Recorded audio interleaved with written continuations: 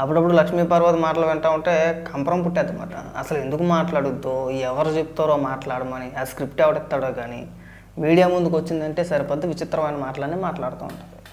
మొన్న అనుకుంటా విజయమ్మ గారి పుట్టినరోజు సందర్భంగా నారా లోకేష్ గారు ఒక ట్వీట్ వేశారు. జగన్మోహన్ రెడ్డి వేయలేదు. మళ్ళీ నిన్న చంద్రబాబు నాయుడు గారి పుట్టినరోజు సందర్భంగా ట్వీట్ వేసాడు.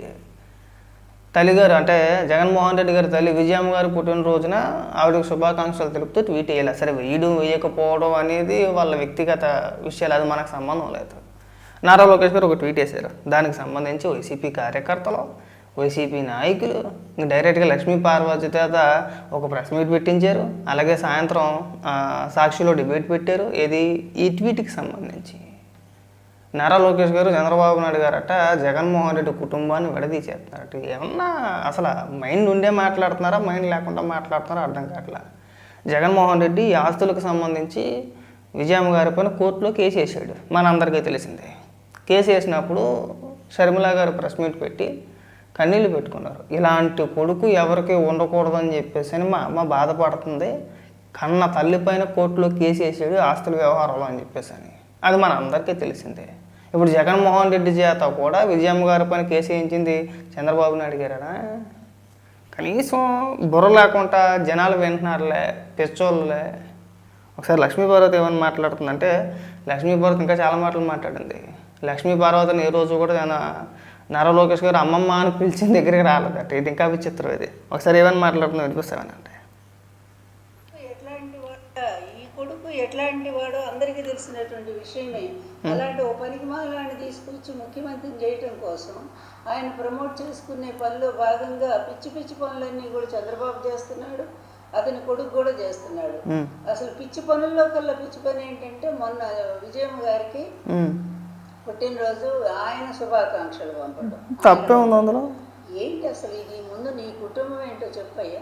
అట్ట కాదు, నీకేమన్నా వయసు వచ్చింది కానీ అంటే అన్నారని చెప్పేసి అని ఎడుగుతారు కానీ పుట్టినరోజు శుభాకాంక్షలు తెలపడానికి నువ్వు మాట్లాడే మాటలకి ఏమైనా సంబంధం ఉందా? ఏంటి అదైనా పెద్ద నేరమా, అదైనా పెద్ద ఘోరమా, లేదంటే అనరాని మాటలు ఏమైనా అన్నారా అండి? పుట్టినరోజు శుభాకాంక్షలుగా మీరు ఎలాగ వేయలేరు? మీ పార్టీ తరపు నుంచి నాయకుడు కావచ్చు, ఎందుకు చెప్పలేదు మీరు? విజయమ్మ గారు వైఎస్ఆర్సీపీ పార్టీ మాజీ గౌరవ అధ్యక్షురాలు కదా ఆవిడ. అంటే 19 వరకు అంతా కలిసే పనిచేశారు. జగన్మోహన్ రెడ్డి కష్టంతోనో ఇంకో దాంతోనో పార్టీని నిలబెట్టేలా.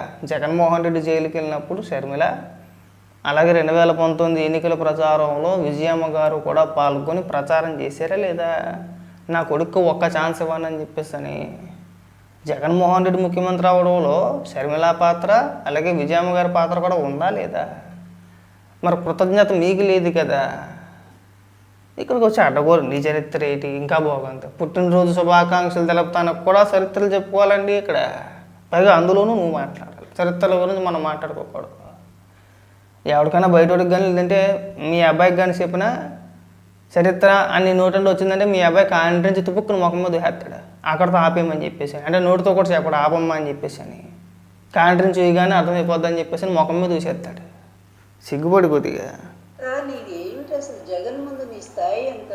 ఒక్కసారి నువ్వు ఆలోచించావా? జగన్ ఎక్కడ ఒంటరిగా ఒంటి చేత్తో నిలబడి అమ్మా ఏం కర్మరా బాబు ఇది. దానికి దీనికి ఏమైనా సంబంధం ఉందా? ఇది ఎంతసేపు ఈ రుద్రుడేనా చెప్పింది? పుట్టినరోజు శుభాకాంక్షలే, ఇంకేం అనలేదు. జగన్ ఎక్కడ, నువ్వెక్కడ బాబు? జగన్మోహన్ రెడ్డితో ఎవరికి పోటీ లేదు, పోటీ రాలేరు కూడా. ఎందుకంటే మన దేశంలో సరే ఎక్కడెక్కడో వద్దు, మన దేశంలో ఎవడో తల్లి మీద కేసు చేసినాడు ఎవడో లేడు. పైగా అందులోనూ రాజకీయ నాయకుల్లో 10 మందికి ఆదర్శంగా ఉండాల్సిన వ్యక్తుల్లో తల్లిపైన కేసు వేసిన చరిత్ర ఎవరికీ లేదు. జగన్మోహన్ రెడ్డికి ఉంది. చెల్లి వేసుకున్న బట్టల గురించి కామెంట్ చేసిన చరిత్ర ఎవరికీ లేదు. జగన్మోహన్ రెడ్డికి ఉంది. సొంత చెల్లిని వైఎస్ఆర్సీపీ పార్టీ నాయకుల చేత పచ్చి బూతులు తిట్టేస్తున్నాడు. ఆ చరిత్ర ఎవరికీ లేదు. జగన్మోహన్ రెడ్డికి ఉంది. చెప్పుకుండా పోతే ఇలాంటి సవాలచ్చం ఉన్నాయి. అనవసరంగా మీరు పిచ్చ పిచ్చ మాటలు మాట్లాడుకుంటూ ఉంటే బాగుంటుంది. ఆయన జైలు పంపిస్తే 16 నెలలు మౌనంగా భరించి బయటకు వచ్చి మళ్ళా ప్రజల్లోకి వెళ్ళి ప్రజాభిమానంతో ఒంటిగా గెలుచుకున్నటువంటి జగన్మోహన్ రెడ్డి ఎక్కడ? ఈవీఎంల సాయంతో మరి అడ్డదారిలో గెలిచినటువంటి నువ్వే ఎక్కడ? ఓడిపోయిన వాళ్ళ క్రిందే లెక్క. అసలు మీ ప్రభుత్వం క్రింద లెక్కే రాదు. నువ్వు నిజంగా ముఖ్యమంత్రి నువ్వేనా పోను ఇప్పుడు మరి 2019లో మీరు ఎలా గెలిచారండి? ఎందుకంటే ఇలాంటి పిచ్చోళ్ళందరినీ తీసుకొచ్చి మా మీద రుద్దేస్తారు. వాళ్ళ వల్ల అసలు కనీసం వాళ్ళ ఇంట్లో కుటుంబ సభ్యులకు కూడా ఉపయోగం ఉండదు. లక్ష్మీ పార్వతి లాంటి వ్యక్తుల వల్ల వాళ్ళ కుటుంబ సభ్యులకు కూడా పావలాభాల ఉపయోగం ఉండదు.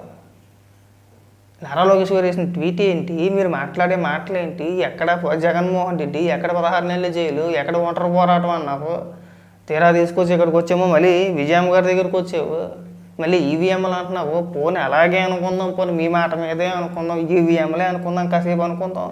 2019లో మీరు ఎలా గెలిచారండి? ఈవీఎంలేనా? పొందానికి ఒప్పుకోండి. మళ్ళీ 29లో మేమే అధికారంలో వచ్చేస్తామని చెప్పేసి మరి మీరు ఎలా చెప్తున్నారు? ఈవీఎంలు కదా ఉండదు మనకి, ఆ లాజిక్లు ఉండవు మనకి.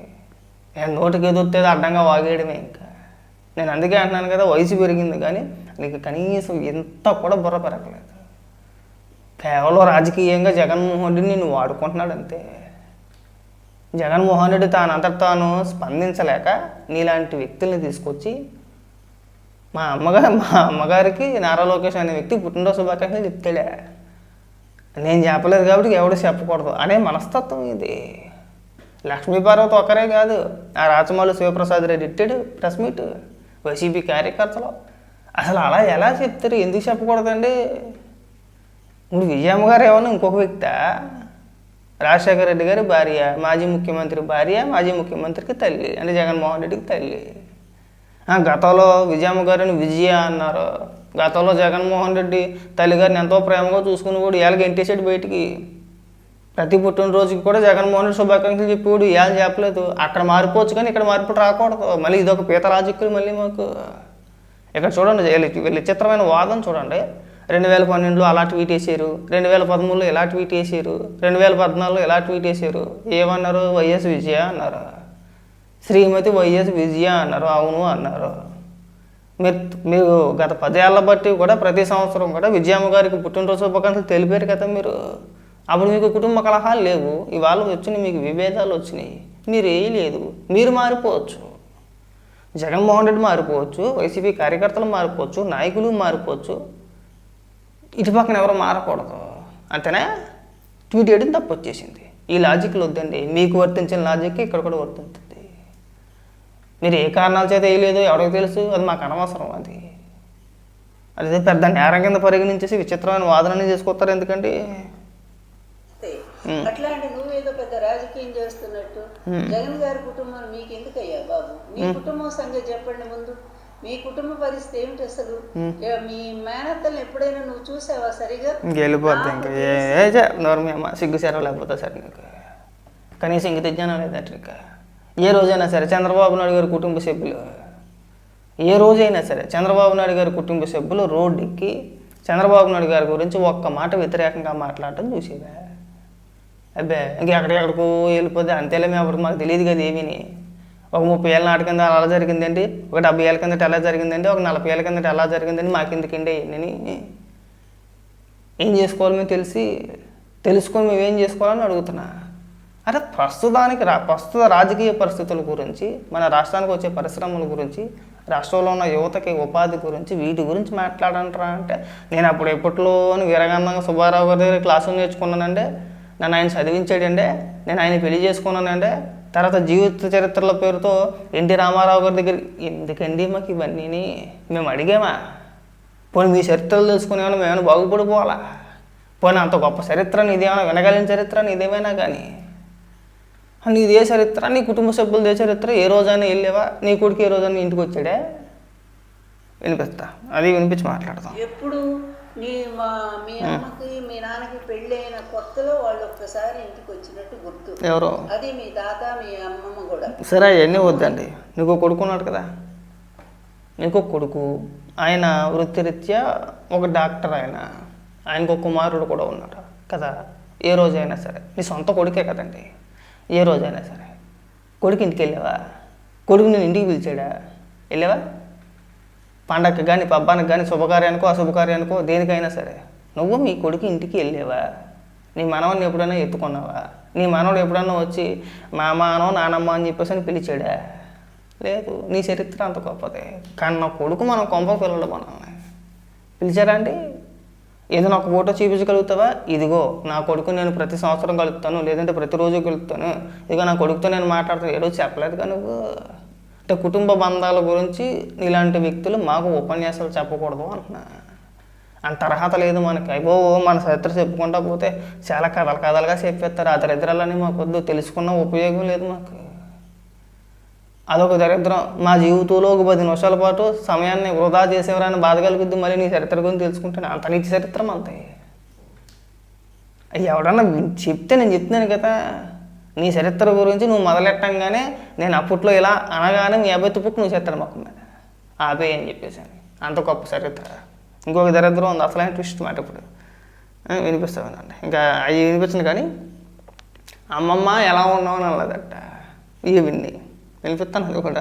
అమ్మమ్మ ఎట్లా నీ తాతని ఎలక్షన్లో తిప్పుకొని బ్రహ్మాండంగా 258 సీట్లు గెలిపించిన దాంట్లో భాగస్వామ్యం అయిన దాన్ని నేనున్నాను కదా, నీకు అమ్మమ్మని అవుతాను కదా నేను. మరి నాకు ఏ రోజైనా ఒక్క రోజైనా సరే శుభాకాంక్షలు నాకు చెప్పావా? నా పుట్టినరోజు అసలు ఎప్పుడో నీకు తెలుసా? ఏ ఒక్కసారైనా సరే వచ్చి అమ్మమ్మ ఎట్లున్నావని చెప్పి అంటారు.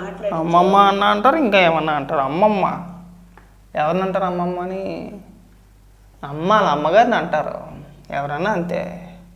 ఇప్పుడు మా అమ్మ వాళ్ళ అమ్మగారు, నేను అమ్మమ్మ అంటాను, అంతేనా? దీన్ని వచ్చి అమ్మమ్మ అంటారా? ఎక్కడ పోతున్నాను నేను, ఎందుకంటారు అమ్మమ్మ అని? ఇప్పుడు నేను నీ కొడుకే నేను అమ్మ అని పిలవడు, నేను వచ్చి అమ్మమ్మ అని పిలుస్తారా? గొప్ప అమ్మమ్మ నువ్వు.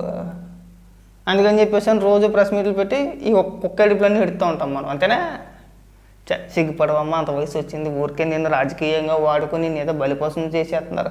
సరే వీళ్ళు కూడా పెద్దగా నేను ఏం పట్టించుకోరు కాబట్టి నువ్వు పెద్ద మొత్తాయిదులకు ప్రతిదానికి వచ్చేసి ముఖ్యలు అడ్డంగా తిప్పుకుంటా. ఏం పిచ్చి పనులు ఇవన్నీ. మీ వల్ల రాష్ట్రానికి కాదు కదా, మీ కుటుంబ సభ్యులు కూడా ఉపయోగం లేదు. ఆ దరిద్రాలన్నీ మీదైనా మీతో ఆగిపోనివ్వండి, కనీసం మమ్మల్ని బాగుపోనివ్వండి. పనికొచ్చి వాటి గురించి మాట్లాడండి. నారా లోకేష్ గారు పుట్టినరోజు శుభాకాంక్షలు తెలపడం అనేది పెద్ద నేరం ఏమీ కాదు. ఆ కుటుంబాల గురించి మీరు మాట్లాడలేదు గతంలో. ఏమన్నా మీరు సాక్షిలో డిబేట్లు పెట్టలేదా? నువ్వే అనేక సందర్భాల్లో మాట్లాడు. మరి ఆ రోజు తెలియదా అండి? చంద్రబాబు నాయుడు గారు కుటుంబ సభ్యుల గురించి మనకెందుకు అని చెప్పేసి ఆ రోజు తెలియలేదా మీకు? అవే ఆ రోజు తెలియదు మనకి. ఈరోజు ప్రతి బొగోడి గడు వచ్చి మాట్లాడమే నారా లోకేష్ గారు ఎలా చెప్తారు? అసలు ఎందుకు చెప్పకూడదండి? ఇప్పుడు పుట్టినరోజు శుభాకాంక్షలు తెలపకూడదని చెప్పేసి ఎక్కడైనా ఉందా? లేదు కదా. ఇప్పుడు జగన్మోహన్ రెడ్డి ఎందుకు చెప్పలేదు, దానికి కారణం చెప్పండి.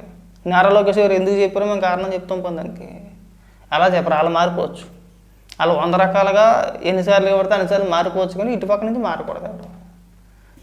ఆపమ్మాయికి ఈ పనికి మాల మాటలు మనైతే బాగుంటుంది లక్ష్మీపార్వతి గారు.